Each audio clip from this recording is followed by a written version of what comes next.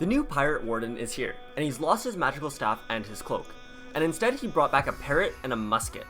Talk about a huge downgrade. Well, it wasn't entirely the Grand Warden's fault.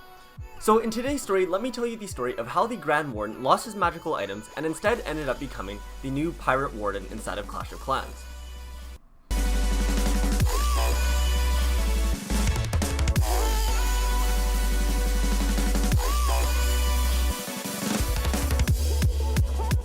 Shortly after the Archer Queen set sail and left the Clash of Clans village to go help the Clash Royale King in his release of the new Clan Wars 2.0, the Grand Warden started to worry about the Archer Queen. She said that she would be back by the end of the day, but yet somehow it had been more than 3 days since she had returned, and the Grand Warden was starting to get very worried. And so the Grand Warden decided to go out and look for the Archer Queen. So he grabbed his staff and he started floating off into the horizon. The Grand Warden literally just floated all over the waves until he was completely out of sight from the Clash of Clans village. He ended up floating around for a long time, and after a few hours of searching, he couldn't find the Archer Queen's boat anywhere. Turns out the ocean was a much bigger place than the Grand Warden had originally thought. And so as the Grand Warden was out at sea, the Archer Queen ended up returning to the Clash of Clans village, but this time as a pirate. It's a bit of a long story as to how she became a pirate, but you can go ahead and watch that story on my channel if you'd like. So without any luck, the Grand Warden felt determined to not stop looking for the Archer Queen until he found her. But of course he never did, because she was already at the Clash of Clans village. So after a long time of more searching, the Grand Warden's magic was slowly starting to wear off. He had been floating for so long that his magical powers were starting to fade away, and he wouldn't be able to float for much longer. So the Grand Warden floated over to the nearest island that he could find, just before his powers would completely be depleted. As he landed on this new island, he noticed that there was a boat docked nearby, and so he walked over there. When he got there, he noticed that it was some sort of pirate ship, and all of the pirates were off in some cave nearby, burying their treasure.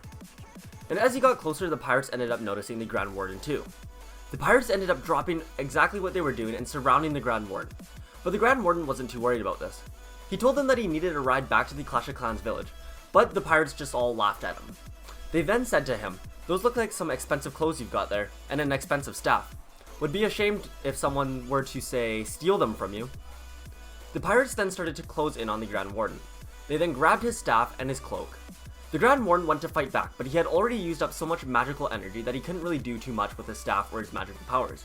And so one of the pirates ended up ripping his cloak off of him, just before the Grand Warden was able to break free.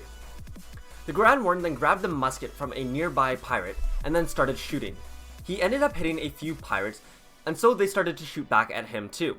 But the Grand Warden was basically bulletproof due to his Eternal Tomb ability that he always had on. And so the pirates quickly gave up and ran away.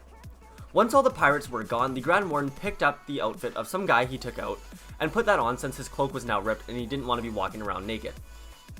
As all the pirates all ran out, the Grand Warden was now stuck there with his new musket, his new outfit, a massive pile of treasure, and a parrot that someone left behind.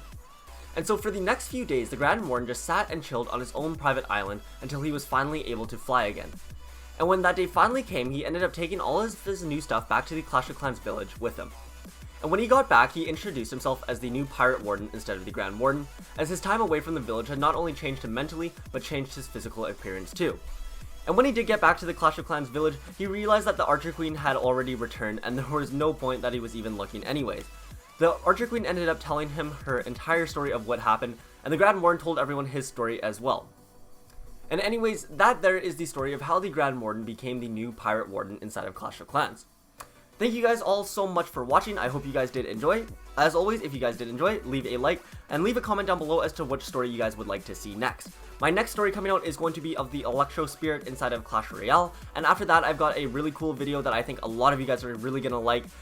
It's gonna be one of my comparison videos where it's Clash Royale 2018 versus Clash Royale 2020, or maybe even 2021. We'll see. But anyways, it's gonna be a really great video, and I strongly suggest you guys do check it out. And also, while you guys are waiting for that one, feel free to check out some of my other stories. I recently did a story on the Clash of Clans and Clash Royale miner as to how we can dig so quickly underground and sort of answering all of the unknown questions surrounding the miner, because the miner is one of the most complicated troops in the Clash universe if you really think about it.